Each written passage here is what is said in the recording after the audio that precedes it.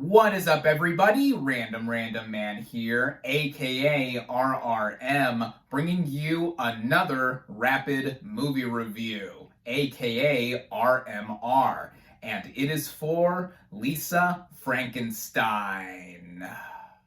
Now, the plot of this horror comedy tells the story of a misunderstood teenage goth girl who reanimates a Victorian-era corpse and works to make him into the man of her dreams. That titular lead, Lisa, is played by Kathryn Newton, who delivers my favorite film performance she has given to date, as she plays this character balancing out a sense of relatability to where she is a social outcast, playing this goth girl as someone finding beauty in things that are not normally meant to be found beautiful, and then there's also the sense of being over the top that she plays with this narrative being dubbed as a coming-of-rage story. Then there is the reanimated corpse, credited as the creature, played by Cole Sprouse. Cole Sprouse here specifically is given a role that does mostly amount to him grunting and hobbling around with a bunch of makeup and prosthetics on him, but I think he convincingly pulls this off, echoing some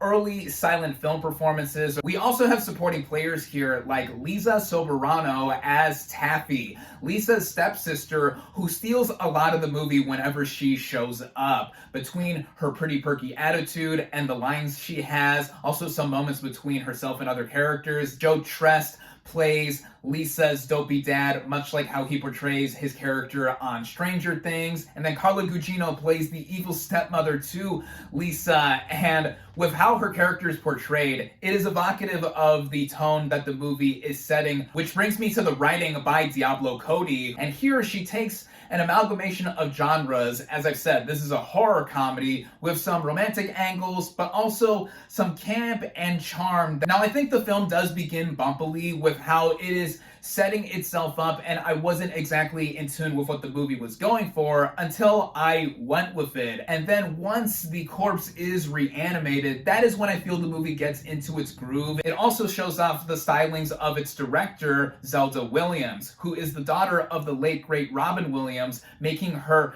feature directorial debut here. And what a stunner in many ways. For one thing, this is an edgy PG-13 film, and while it doesn't do much to dispel or try to subvert a lot, I think that with how it runs along together mostly well at about an hour and 40 minutes, I was enjoying to see where this movie was going and how all of this was even going to such an outlandish or wild degree. Also, with the movie taking place in the 1980s, specifically in 1989, right down to the costumes, the art direction, and the music, a bunch of famous tracks here. It helped make for a riotous romp at times with consistent chuckles, at least out of me, and amusement for seeing what a first-time filmmaker like Zelda Williams was able to do with this feature. It's not perfect, it doesn't come together in the cleanest of ways. I already see people not liking where the ending goes. I also think that this film has super limited appeal in terms of the narrative that it is telling. Think less Edward Scissorhands and more elements of other movies from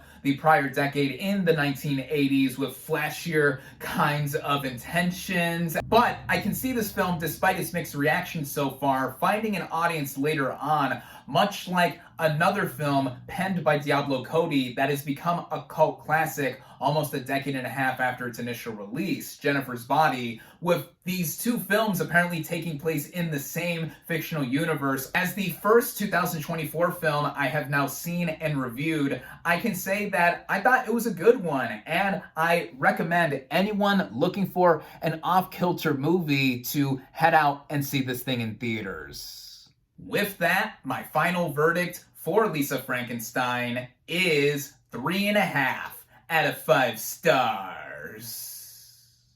Thank you all, as always, for watching. Be sure to like this video, comment on what you thought of Lisa Frankenstein. Social media links in the description. Subscribe to my channel for more, and I'll catch you on the next movie review.